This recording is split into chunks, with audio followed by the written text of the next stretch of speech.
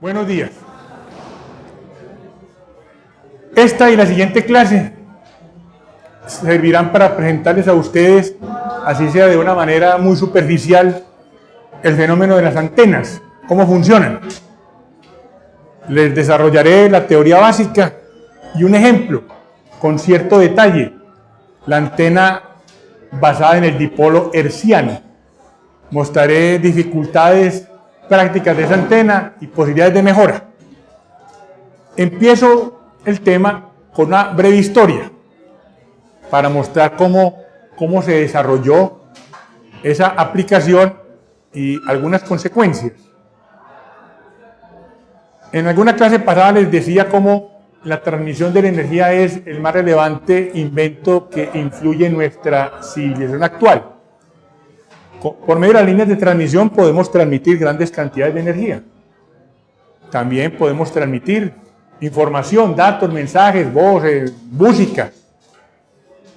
Pero hay un límite en las frecuencias que se pueden transmitir por medio de líneas debido a la resistencia de las mismas. Hay que utilizar otros procedimientos.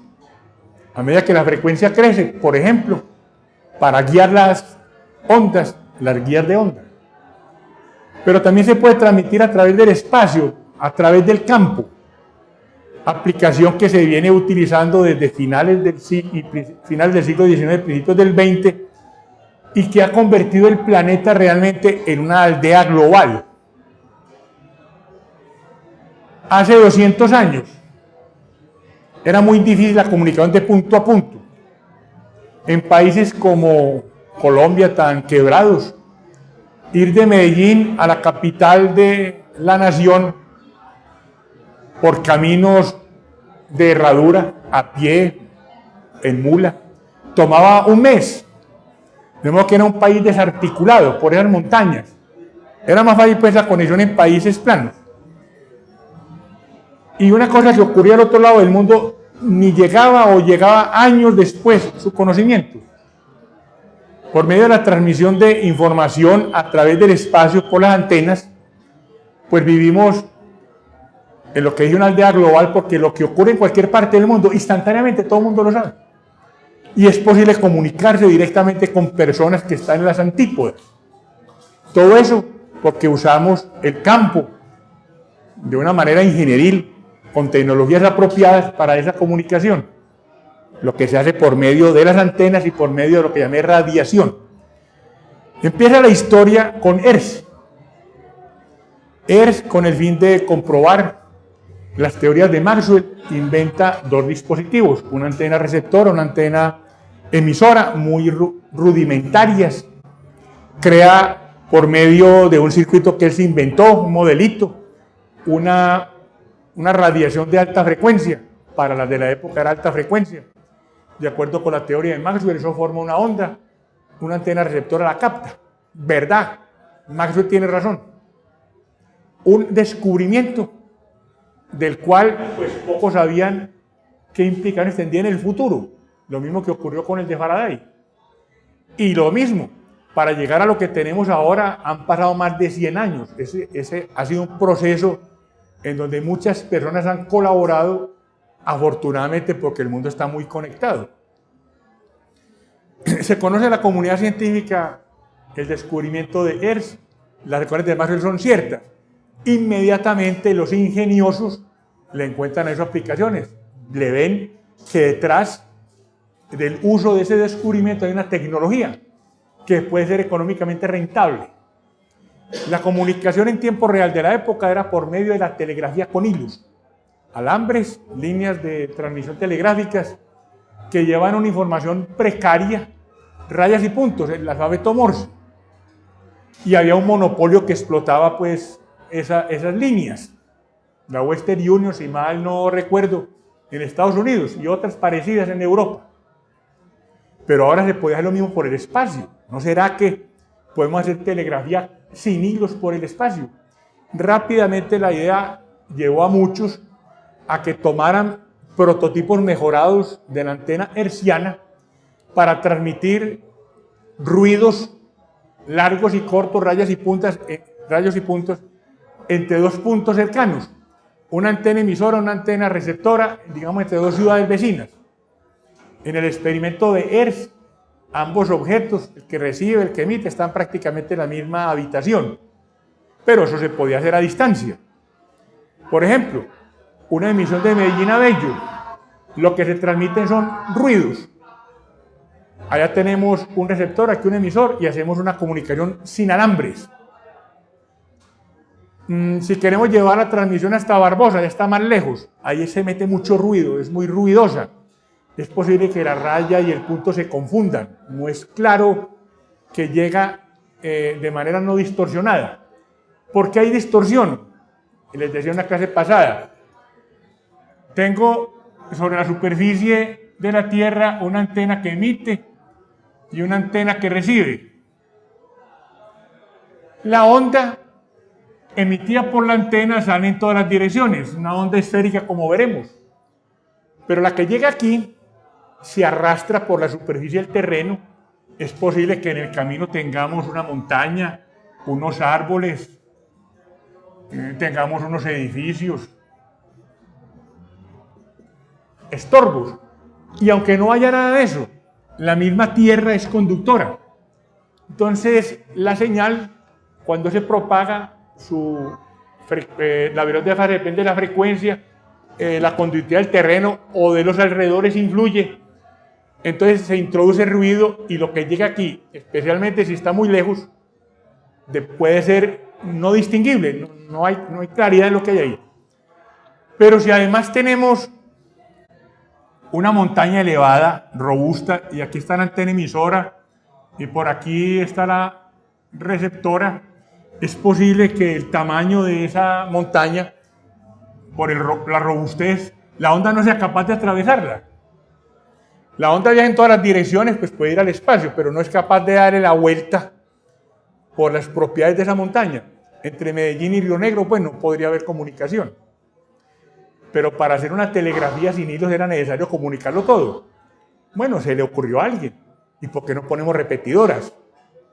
Antenas que reciban la información, por ejemplo, por aquí, esta capta y luego la vuelve a transmitir. Eludimos el problema del obstáculo.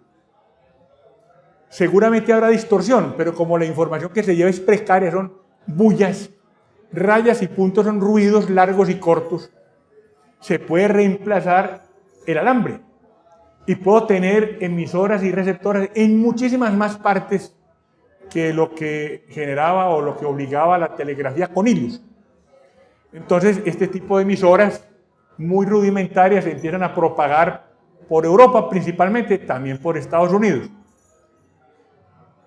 Pero hay un problema que no se veía cómo resolver en el momento.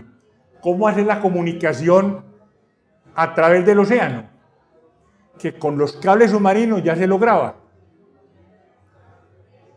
Si la onda viaja en la superficie del mar, el mar también la atenúa, pero tiene más alcance. Llega un momento en que la curvatura de la Tierra, pues, si por aquí tengo una antena emisora y otra receptora, pues la curvatura de la Tierra no deja. Pues no hay línea de vista entre estos dos. La señal se propaga en línea recta, en forma radial. No hay manera de llegar aquí. ¿Por qué no poner barcos? Barcos anclados en diferentes partes del océano para formar repetidoras entre ellos. Pues sí, suena como posible. Pues no es práctico. No es verdad que uno pueda dejar barcos ahí clavados, porque hay que tomar en cuenta el tiempo. En ocasiones los huracanes o los témpanos o un barco pues entra en emergencia o hay que hacerle mantenimiento y entonces se rompe la transmisión. No era práctico. ¿Qué hacer? Parecía que no había solución. Marconi no tuvo una formación oficial pues por universidades, prepararse como físico, matemático, como ingeniero, pero era un hombre que tenía el hobby de estas transmisiones. Él había sido telegrafista y se le metió en la cabeza lograr una transmisión interoceánica simplemente poniendo una antena que emite y una antena que recibe, sin barcos en la mitad. Empezó pues a trabajar ese tema, cómo crear la antena que emitía y la que recibía. En sus tanteos él tenía que gastar, esa investigación era costosa. Él intentó conseguir financiación. Lo habían hecho los del cable submarino. Una compañía por acciones, compren acciones, eso da dinero para el desarrollo del producto. Una compañía de riesgo, en aquel caso, exitoso.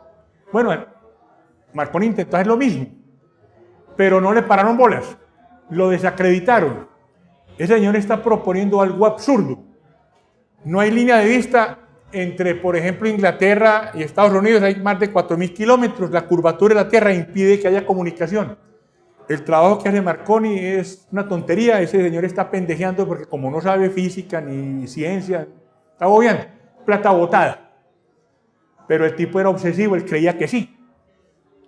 ¿Cómo supo que sí? No, tenía la obsesión.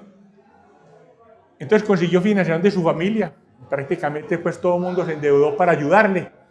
Con base en eso él montó una antena emisora en las costas occidentales de Irlanda y una antena receptora en las costas orientales de América, en Nueva Inglaterra, para hacer la transmisión, que en principio pues era un imposible. Tuvo mala suerte, en un huracán le dañó las antenas que tenía listas para transmitir en Irlanda, o sea, con todas las malas pues. Logró hacer la transmisión con una antena muy precaria, no tan buena como la que había diseñado. Entonces la transmisión fue transmitir rayas y puntos, ruidos largos y cortos, desde la antena en Irlanda y fue captada en la antena en América. Las tres bullitas. Entiendo que él transmitió como la letra S, en código Morse. Lo que aquí salió, aquí llegó. ¿Y la curvatura de la Tierra qué? Otro ejemplo donde la ciencia se equivoca. Ya les había puesto el ejemplo de la aeronavegación. Los aviones no pueden volar. Estrictamente no es que la ciencia se equivoque, sino que la ciencia que hacen los humanos es imperfecta, no se la sabe todas, no conoce todos los fenómenos. Marconi logró transmisión. Oliver Heaviside pues hizo la consideración de que seguramente en las capas altas de la atmósfera debía haber una región ionizada. Entonces, que la señal viajó en línea recta como debe ser, pegó allá, rebotó, y por rebotes, y vuelve y pega en el mar y rebota, y finalmente llegó a la antena receptora. Pues no con la potencia con la que salió, pero algo llegó. Oliver Heaviside dice, hizo la conjetura, debía haber eso. Y las encontraron los satélites americanos en la década de 1950, vieron las fajas esas que llaman de Van Allen, la ionosfera. Ion, esfera. Sí, es verdad. La ciencia no sabía eso y por eso sacó una afirmación categórica, no se puede. Y este ingeniero pudo. Lo llamo ingeniero porque ingeniero no es únicamente el que tiene un título en la mano. Eso de título en la mano apenas tiene 150 años. De ahí para atrás hay muchos ingenieros. Los que pusieron a volar aviones, los hermanos Wright de Estados Unidos, tampoco eran ingenieros titulados. Eran hombres ingeniosos y lograron salir por encima de la ciencia. De modo que cuando la ciencia o el científico hace una afirmación tajante, lo que hemos podido aprender de la historia de la ciencia es que de pronto no la sabe todas, de pronto algo que no está tomando en cuenta y que en el futuro veremos.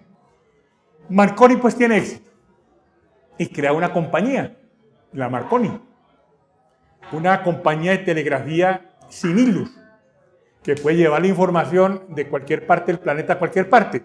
Obviamente, si están muy distantes entre sí, pues hay problemas de atenuación, habrá que poner pues muchas repetidoras, eso implica crear una empresa de alcance mundial.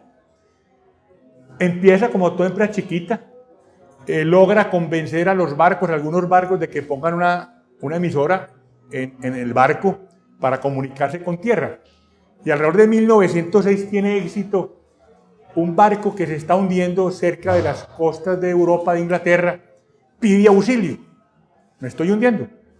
Entonces reciben la señal de auxilio y salvan a los tripulantes. El barco pues se hunde, pero se salvó la gente. Un gran éxito. Es conveniente tener ese invento de los barcos modernos. Tal vez lo que multiplicó el deseo de tener esas emisoras fue una catástrofe paradigmática, el hundimiento del Titanic. Ese barco sale a circular por primera vez y única en 1912, un barco inmensamente grande. Ahora hay más grandes pues, pero en su momento era el más grande de todos. Era muy lujoso, eso era un palacio pues rodante. El constructor dijo, este barco es insumergible, pues ni Dios lo hunde. Maluco meterse con Dios en esas frases. Está muy bien hecho, con toda la tecnología de la época. Tenía pues su emisora de radio. Sale y a los 5 días se hunde. Bueno, errores en la cuestión del barco. El capitán del barco lo manejó de manera irresponsable en una zona llena de témpanos. Se choca con el témpano o lo roza, el barco se empieza a hundir. Y como tiene emisora de radio, empieza a pedir auxilio.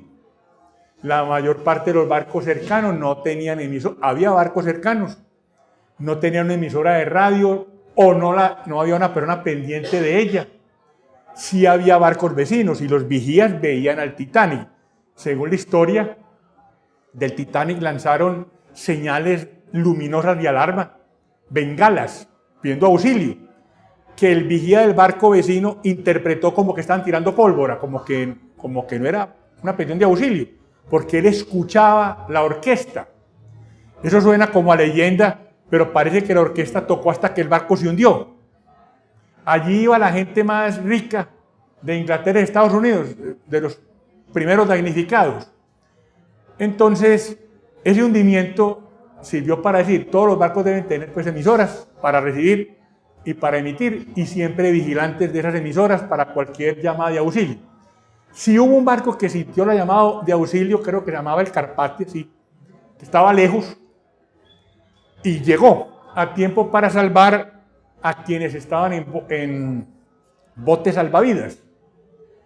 Parte de la catástrofe fue, como el barco no se pensaba que se iba a hundir, nadie sabía cómo manejar muy bien esa multitud en pánico, subirles a los barcos salvavidas y que flotase. No, en medio del desespero, muchos de los pasajeros que iban en la tercera clase se quedaban allá cerrados por unas puertas. Los tripulantes no sabían cómo organizar a la gente. Barcos de esos salvavidas, botes, se lanzaron al agua vacíos, otros semillenos, otros mal puestos.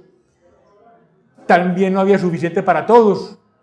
Y los que llegaron al mar, pues no se ahogaron, pero se pueden haber congelado por la baja temperatura.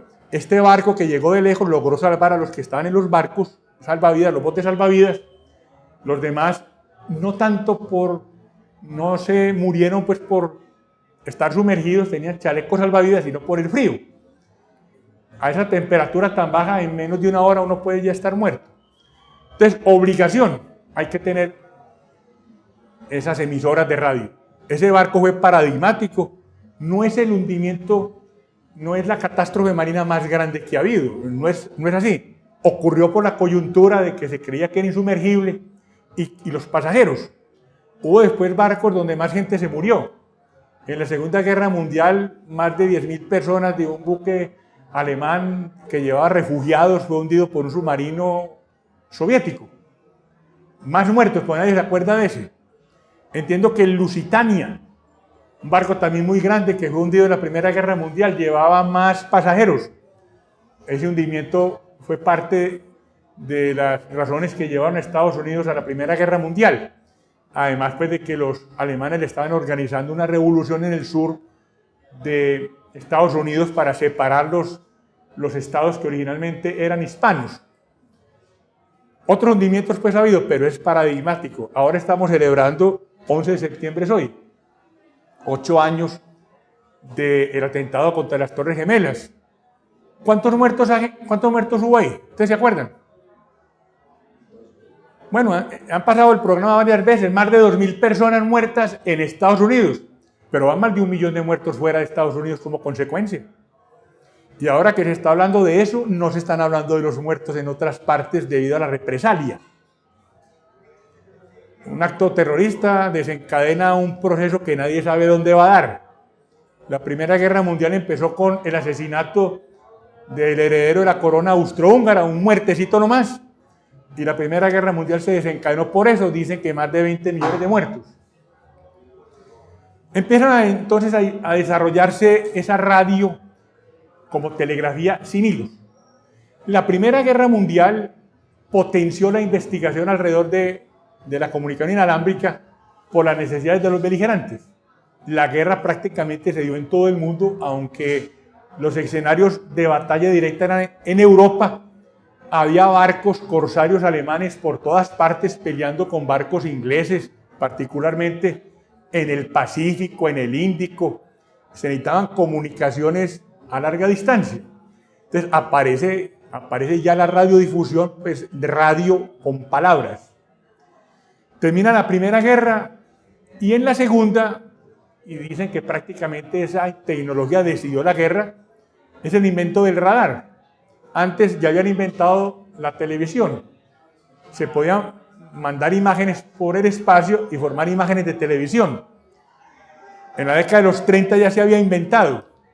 Los Juegos Olímpicos de Berlín en 1936 tuvieron transmisión televisiva. Los ingleses inventaron el radar. Parece haber sido el instrumento que decidió la guerra.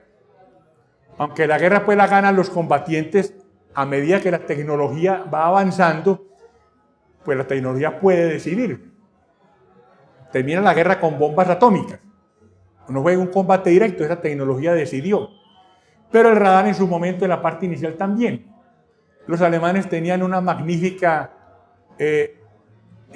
fuerza aérea. El ejército también era muy bueno. Pues casi ganan la guerra. Y estaban peleando con todo el mundo. Empezaron a atacar a Inglaterra por oleadas inmensas de aviones, bombardeando a Inglaterra, aniquilando pues las posibilidades de defensa. Llegaban por cualquier parte, era de sorpresa por la noche, hacían su daño. Pues el radar empezó a detectarlos por dónde venían, entonces ya era al revés, eran los aviones cazas ingleses los que emboscaban a esos aviones bombarderos alemanes que eran lentos y los empezaban a tumbar. Había noches de 100, 200 aviones tumbados. A ese ritmo pues no podían aguantar los alemanes. ¿Cómo los detectaban? Pues el radar. Y también había en tierra personas mirando, pero cuando el avión pues está muy alto no era fácil de verlos. Sí por el radar se veía completamente la orientación. Más adelante los alemanes también inventan su radar o lo adaptan y se empiezan a defender de los bombardeos ingleses y aliados de igual manera. Japón no inventó el radar, sino prácticamente al final de la guerra. Si hubieran tenido radar, hubieran hecho lo mismo de Inglaterra, evitar que lo bombardearan aviones que venían de afuera y que venían de portaaviones. Era una isla, las islas japonesas estaban muy bien defendidas, con mucha gente en armas. Se habla de 5 millones de soldados en armas, muy guapos, al punto pues de que se hacían matar hasta el último hombre, mujer o niño, es decir, casi ni se rendían. La pelea era muy dura. Se decide la guerra con 2 aviones que lanzan cada uno su bomba atómica en Hiroshima y Nagasaki. Si esos aviones hubieran sido detectados por radar, no llegan, no los dejan llegar. Y los bombardeos que estaban aniquilando las diferentes ciudades japonesas tampoco. Los hubieran impedido eso los japoneses. La guerra hubiera tomado otro rumbo. El desarrollo del radar implicó toda la investigación sobre las ondas electromagnéticas y sus aplicaciones. Termina la guerra y entonces esas aplicaciones se vuelven comerciales, cotidianas, entonces, la radiodifusión y finalmente la telefonía móvil, que está haciendo lo mismo, ondas electromagnéticas que llevan información por el espacio. Esas 2 guerras pues tan negativas, obviamente, tienen como el aspecto positivo de que hay un montón de inventos que de otra manera tomarían muchos años, que se hacen por las necesidades de la defensa en esos pocos años. La Guerra Fría, por ejemplo, que a veces tuvo momentos calientes, pues desarrolló toda la tecnología de satélites, la ida a la Luna, viajes espaciales, seguramente no se hubieran hecho en otras circunstancias. Bueno, esa es la historia.